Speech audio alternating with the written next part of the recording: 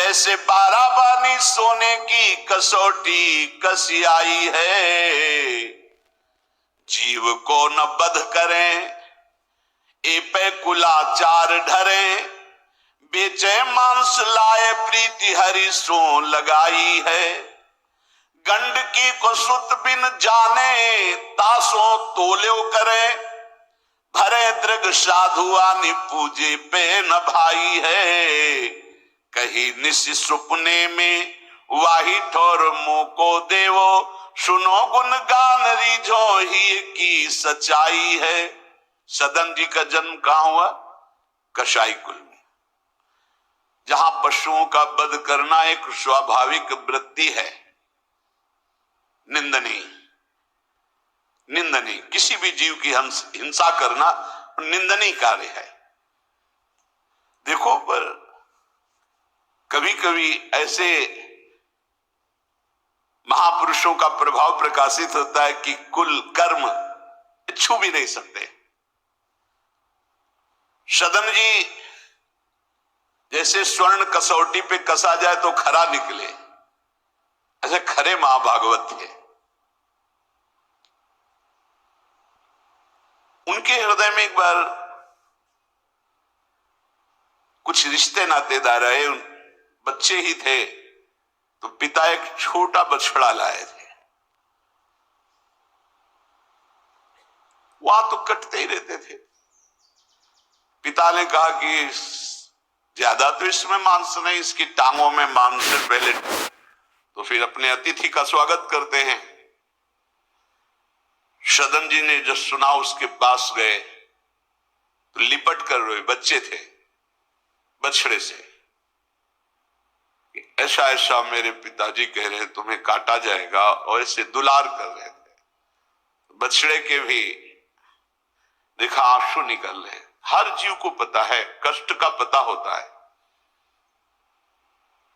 तो उसने कहा एक भागवतिक महापुरुष का जीवन बदलना है, इसलिए मानो बछड़े ने कहा कि तुम अपने पिताजी से कह दो, उचित तो यह है कि पहले मेरी गर्दन काटे।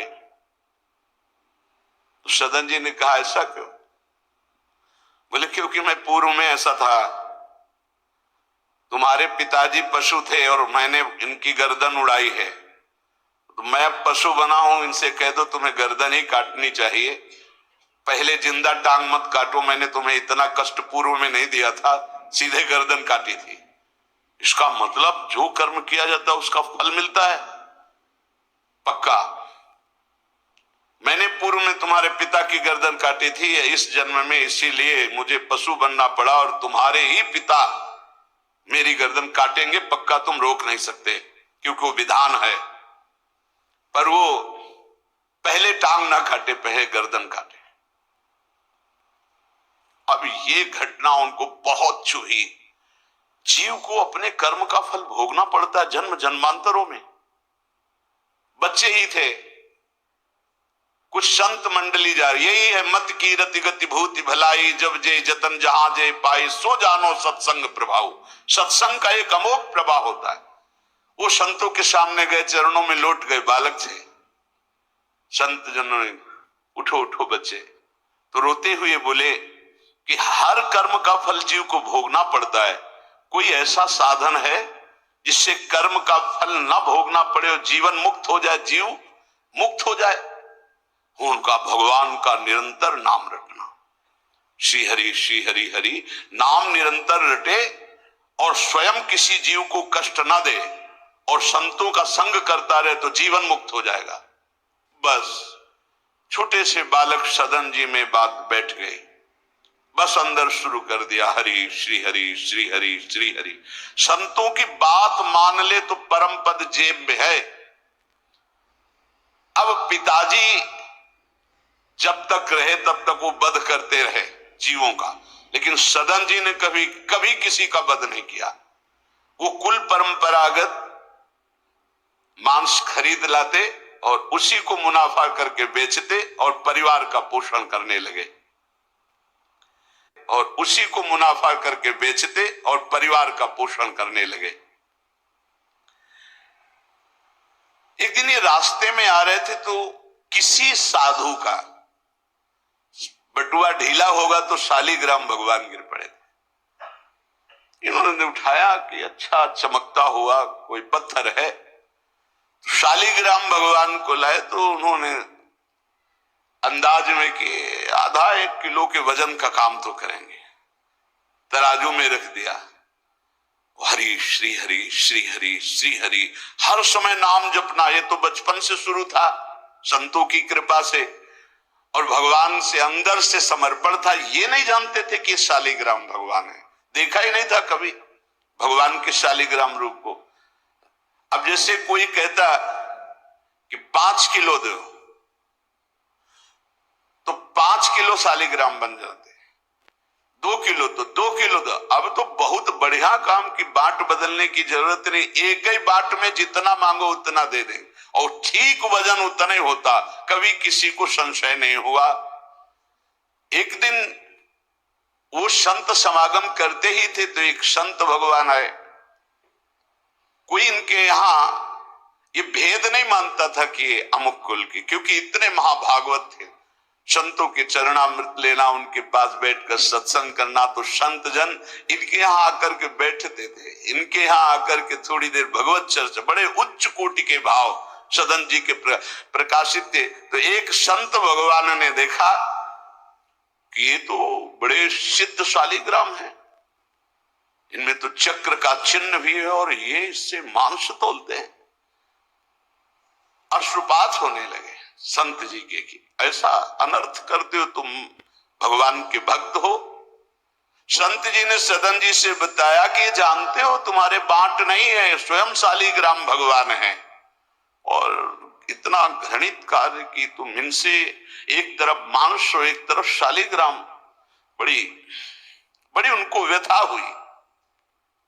सदन जी ने कहा मुझे कुछ पता नहीं, मैं नहीं जानता, मेरे लिए तो ये बहुत सिद्ध बाट है, मैं जितना ग्राहक मांगता है उतना ही, आधा किलो तो आधा किलो, 5 किलो तो 5 किलो बन जाते हैं। आप देखो अपने कुल कर्म को कर रहे हैं और नाम जप कर रहे हैं, और संतों की कृपा है। तो देखो अचानक रास्ते में भगवान शालिग्राम जी मिले थे। उन्होंने कहा अगर ये भगवान है तो आप ले लो, हम तो सेवा पूजा कुछ जानते नहीं, आप इनको ले जाओ। संत जी ले गए, और देखो ये हृदय में बैठा लीजिए, संत मिले मतलब आखिरी जन्म हमारा है। विश्वास अगर कर ले, पक्का समझ लीजिए ये तुम्हारा विश्वास काम करेगा। निमज्जोन्मज्जताम घोरे भवाब्धौ परमायनम संतो ब्रह्मविदा शांता निर्दडे वापसु मज्जताम। इस घोर संसार सागर में जो हम डूब रहे हैं, तो भगवान भेजते हैं ब्रह्मवेत्ता संत महापुरुष का समागम, और जहां संत मिले तो आखिरी जन्म समझो इस संसार समुद्र से पार होने के लिए सुदृढ़ नौका संत समागम है। भव सागर कहा नाव शुद्ध संतन के चरण, तुलसीदास प्रयास बिनु मिलहि राम दुख हरन। संतों के चरणों का सानिध्य मिला तो देखो सदन जी हरिनाम जपने लगे, सदन जी के हृदय में संतों की प्रति प्रियता बढ़ी, शालिग्राम भगवान मिल, सब बानक बन जाता है। अब संत जी शालिग्राम भगवान को ले गए, एकांत में जाकर के भगवान का पंचामृत से अभिषेक किया, और इसके बाद वेद की स्तुति की, पुरुष सूक्त, शास्त्र शीर्षा बुरुखा सहस्राक्षा शास्त्रपात। भगवान को बिल्कुल अच्छा नहीं लगा। देखो भगवान प्रीति चाहते हैं, सिद्धांत एक अलग होता है। इसीलिए कल हम ऊपर कुछ साधकों से कह रहे थे कि किसी भी साधक को ठाकुर जी में जिस रूप में आ सकते हो उसको ठेस नहीं पहुंचानी चाहिए, क्योंकि पता नहीं कितना आसक्त हो, आप देख करके अच्छा चलो, ऐसे नहीं कभी। वही ओहो धन्य भाग, कितने सुंदर आपके ठाकुर जी है, बहुत सुंदर, आप खूब प्यार कीजिए, क्योंकि पता नहीं वो कितनी गहराई से प्यार कर रहा है आप, तो उसका हृदय बहुत दुखी हो जाएगा। भक्त